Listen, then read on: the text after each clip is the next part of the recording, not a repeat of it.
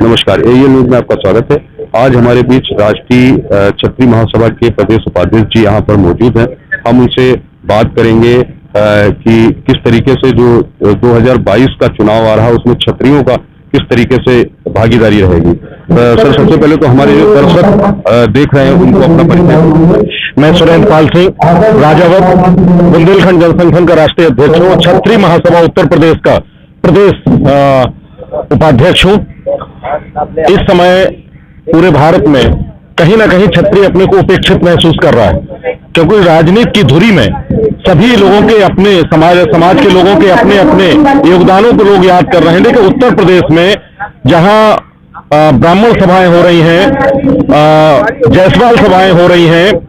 या अन्य सम्मेलन हो रहे हैं, लेकिन किसी भी राजनीतिक पार्टी ने किसी क्षत्रिय को अभी तक आमंत्रण नहीं किया है या उनकी गिनती नहीं की जा रही है। जबकि भारत की स्वतंत्रता से लेकर आज तक हमारा जो योगदान रहा है वो भारत के सिर्फ निर्माण में रहा है।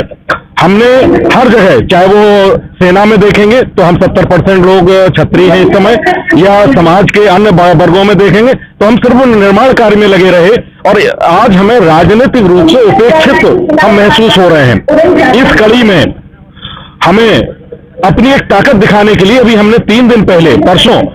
राजस्थान में लगभग 10 लाख क्षत्रियों ने एक अपना हुजूम बना के और एक छत के नीचे आके, जिसमें कोई राजनीतिक नहीं था, हम सारे लोग जो किसी भी राजनीतिक पार्टी या किसी में भी शामिल थे, हमने वहां एक अपना ताकत दिखाई। और उस ताकत को दिखाने में हमने ये प्रयास किया कि हम सब एक हैं। जो विभिन्न लोग थे, कुछ भाजपा के लोग थे, कुछ कांग्रेस के लोग थे, अन्य संगठनों के लोग थे, सारे लोग मिलकर 10 लाख, जिसमें हमारी 1,27,000 सिर्फ क्षत्राणियां थी जो योजनाबद्ध तरीके से एक साथ रही, और उन्होंने अपने कर्तव्य और जौहर दिखा के ये बताया कि हम राष्ट्र के लिए कितने समर्पित हैं। उत्तर प्रदेश वर्तमान सरकार में जिस तरीके से बात की जा रही है, तो जो भारत के रक्षा मंत्री इस वक्त राजनाथ सिंह जी हैं, उनसे क्षत्रियों के लिए आपने कभी इस तरीके से कोई चर्चा की या उनसे क्या आपको योगदान मिला? हाँ, ये जो वर्तमान में हमारी सरकार है, निश्चित तौर पे हमें गर्व है, क्योंकि यहाँ योगी आदित्यनाथ जी जो हमारे बेस्ट क्षत्रिय हैं और हमारे क्षत्रिय समाज के लिए उन्होंने किया है, तो निश्चित तौर पे यहाँ का क्षत्रिय अपने को गौरवान्वित महसूस कर रहा है। और पहली बार हमें कहीं ना कहीं भारतीय जनता पार्टी से हमारे राजनाथ सिंह जी हैं और भी कई लोग उसमें हमारे मंत्री हैं, हमने उन लोगों को लगातार इसलिए पत्र लिख रहे हैं और उन्हें ये कह रहे हैं कि आप सामाजिक रूप से हमें उत्थान करने के प्रति हमें जागरूक करिए। जैसे कि अन्य आयोग बनाए गए हैं, उसी तरीका से एक क्षत्रिय आयोग का भी गठन होना चाहिए और हमें उसमें भागीदारी दी जानी चाहिए, जिससे कि हम अपने राष्ट्र के लिए कुछ कह सके और हम अपने समाज के लोगों को सुसंगठित कर सके। आज हमारा समाज व्यसनों में पड़ के नीचे की तरफ चला जा रहा है और वो काफी हद तक हम मुख्य धारा से हट चुके हैं। ना आज हमारे पास नौकरियां हैं, ना हमारे पास काम है, क्योंकि हमारे यहाँ जो सबसे छोटा व्यक्ति किसी के घर में नौकरी करता है और अगर वो भी किसी कारण से पुलिस में प्रताड़ित होने के लिए अगर FIR लिखने जाती है तो पुलिस वहां एक शब्द लिखती है हमारे समाज के लिए कि ये दबंग क्षत्रिय है, जबकि वो एकदम निर्बल हो चुका है। लेकिन ये दबंगता हमारे लिए कब तक रहेगी और कब तक हम ऐसे दबंग बने रहेंगे? तो हमें तरीके से क्षत्रियों की अगर बात करी जाए तो क्षत्रियों की जिम्मेदारी से लेके और जो पहले रजवाड़ा एक वो हुआ करता था, शासन होता था, राजाओं का शासन हुआ करता था, तो वहां से लेकर के क्षत्रियों का एक इतिहास रहा, उसमें आप क्या कहना चाहते हैं? हाँ, जब हम राजा महाराजे थे उस समय हमारी एक व्यवस्था थी और राजा महाराजाओं के द्वारा हम उस कड़ी में आगे बढ़ते रहे कि जब हम समाज के लिए कुछ ना कुछ कर रहे थे। जब अंग्रेजों का शासन आया तो सबसे ज्यादा दमनकारी हमारे ऊपर ही हुए और हमें दबा के तमाम तरीका से हमारे राजाओं को दबाए गए, हमारे लोगों को दबाए गए। जब झगड़ा करने की बात आती थी तो जो सेना होती थी, तो किसी भी क्षत्रिय की जो सेना होती थी उसमें क्षत्रिय होते थे। युद्ध हमने किए, देश आजाद हमने कराया, लेकिन कालांतर में जो हमारी सरकारें बनी और जो हमारा इतिहास बना, तो निश्चित तौर पर इतिहास में हमारे साथ एक गौरता की गई और हमें गौर करके दिखाए गए, हमारे उन चीजों को दिखाया गया जहां हमें नकारात्मक था, जहां सकारात्मक इतिहास था वो दबा दिया गया। और इसका परिणाम ये हो कि आज हम स्वतंत्र भारत में लोगों के मन में एक कुंठा बनी है कि क्षत्रिय सिर्फ दमनकारी थे, और इसमें सबसे ज्यादा अगर किसी ने भूमिका निभाई है तो वो निभाई है हमारी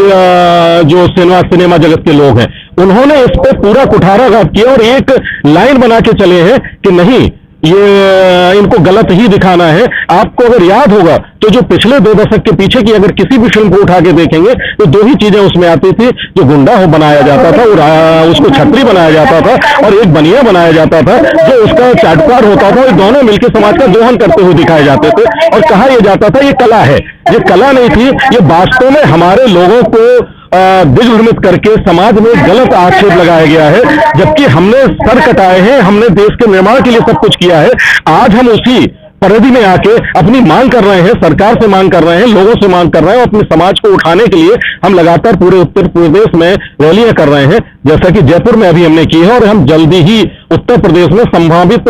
मार्च तक, अगर चुनाव टलते हैं या कोविड आता है तो उसके कारण से अलग बात होती है, ये मार्च तक यहां भी एक, जिसमें कम से कम 5 से 7 लाख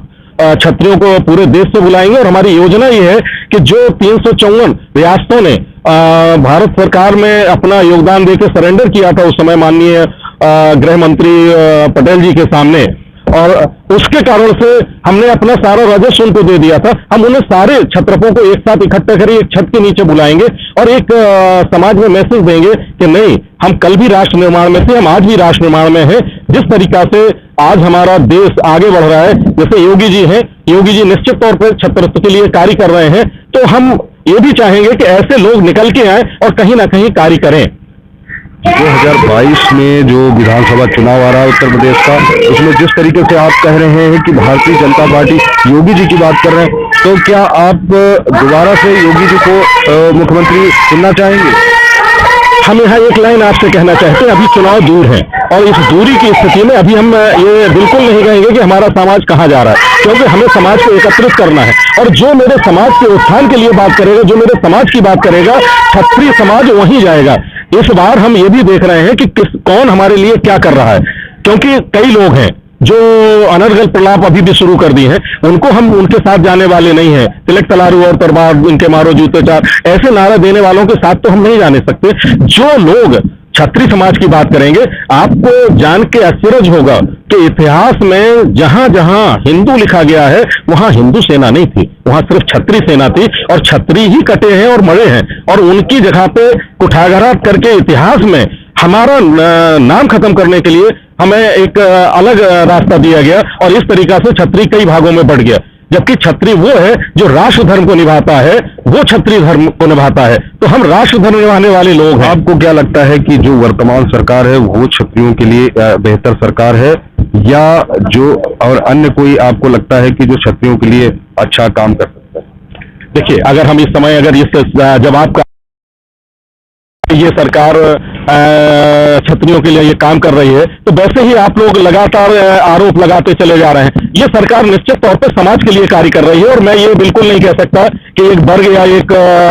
वर्ग के विशेष के लिए काम कर रही है। हमारे कई क्षत्रियों के ऊपर मुकदमे लिखे गए हैं, कई। तो वो तो अलग बात है, एक सरकार का कहना सबका साथ सबका विकास। हम बेसिकली जो भागीदारी की बात कर रहे थे कि जो क्षत्रियों की भागीदारी की बात कर रहे हैं, उसमें भारतीय जनता पार्टी किस तरीके से बात कर रही है? देखिए, पिछली जब सरकार बनी है तो योगी जी को जब मुख्यमंत्री बनाया गया है, तो निश्चित तौर पे उस समय क्षत्रिय समझ के उन्हें मुख्यमंत्री नहीं बनाया गया, और जब वो बन गए हैं, आज कार्य कर रहे हैं, तो क्षत्रिय समाज अपने को गौरवान्वित महसूस कर रहा है उनके बीच में, और उनके जो कार्य हैं या उनके द्वारा प्रयास किए गए हैं कि 10% हमें आरक्षण मिला है, तो निश्चित है कि जो हमारे लिए काम करेगा हम उसके साथ जाएंगे। धन्यवाद। देखिए, जिस तरीके से क्षत्रिय समाज की अगर बात करी जाए, तो कहीं ना कहीं क्षत्रिय समाज भी भागीदारी चाहती है राजनीतिक, और देश में जिस तरीके से अपने हिस्से को मांगने की बात कर रही है वर्तमान सरकार में। अगर यहाँ देखा जाए तो यहाँ के जो मुख्यमंत्री उत्तर प्रदेश के वो भी क्षत्रिय हैं, और रक्षा मंत्री भी क्षत्रिय, बहुत सारे मंत्री जो है भारतीय जनता पार्टी में क्षत्रिय हैं, तो कहीं ना कहीं क्षत्रिय समाज भी उनसे बहुत सारी अपेक्षाएं रख रहा है। तो दर्शन कैमरामैन के साथ मनीष सच्चिदानंद, लखनऊ।